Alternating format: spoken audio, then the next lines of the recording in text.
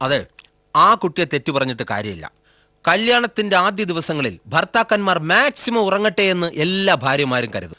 കാരണം പിന്നീട് അങ്ങോട്ട് ഭർത്താക്കന്മാരുടെ ഉറക്കം നഷ്ടപ്പെടുകയാണല്ലോ. അതെ, എനിക്ക് ഒരു ഭർത്താവിന് വേണ്ട മെച്യൂരിറ്റി ഇല്ലേ? ഇന്നലെ കാവ്യ പറയാ എനിക്ക് മെച്യൂരിറ്റി ഇല്ലാന്ന്. അത് ശരി. അപ്പൊ ഇന്നലെ പണച്ചില് മാത്രമേ നടന്നുള്ളൂ അല്ലേ? പരമകഷ്ടം. മോനെ അനന്തൂട്ട, ഭാര്യയെ വിറപ്പിച്ചു നിർത്തുന്ന ഭർത്താവിനെ മെച്യൂരിറ്റി ഭർത്താവായിട്ട് ഭാര്യമാർ അംഗീകരിക്കും. ആദ്യ ദിവസങ്ങളിൽ തന്നെ അധികാരം സ്ഥാപിച്ചെടുക്കണം എല്ലാ അർത്ഥത്തിലും.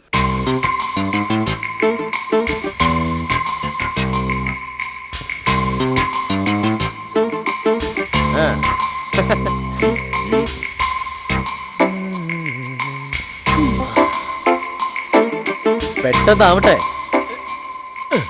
പെട്ടെന്നിറക്കിക്കോ. പെട്ടെന്നാവട്ടെ. എന്താ ഇത്? അല്ല, എല്ലാത്തിനും ഒരു കരുതൽ വേണമല്ലോ. കരുതിയിട്ടുണ്ട്. 2 വർഷത്തേക്കുള്ള പച്ചക്കറികൾ ഒരുമിച്ച് കരുതിയിട്ടുണ്ട്. അതെ, ഇതറിയാലോ, ഇതാണ് ടൊമാറ്റോ. ഇരുന്ന് കഴിഞ്ഞാൽ പാഴായി പോകും. അതുകൊണ്ട് നിങ്ങൾ രണ്ടുപേരും ഒന്ന് ഉത്സാഹിച്ച് നാളെ മുതലുള്ള കുളിയും പല്ലിയൊപ്പൊക്കെ ഇതിലാക്കി കഴിഞ്ഞാൽ ഒരാഴ്ച കൊണ്ട് തീർന്നു കിട്ടും. എവിടെ ചായ്പ് അകത്തോട്ട് വയ്ക്കാം. എന്താ വിവേക് ഇതൊക്കെ?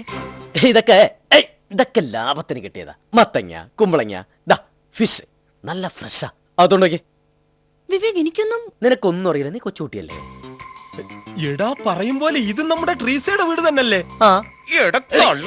കൂട്ടുകാരുടെ വീട്ടിൽ നിൽക്കാൻ വേണ്ടിട്ടാണ് അവിടുന്ന് സാറുമായിട്ട് വഴക്കിട്ടങ്ങ് പോകുന്നതല്ലേ? ഏതായാലും ഇവിടുത്തെ സെറ്റപ്പുകളെല്ലാം ഞാൻ വേഗം ചെന്ന് വക്കീലന്മാരോട് നരേറ്റ് ചെയ്യട്ടെ. എനിക്കിത് പറഞ്ഞു കൊടുത്തോളാം വയ്യ.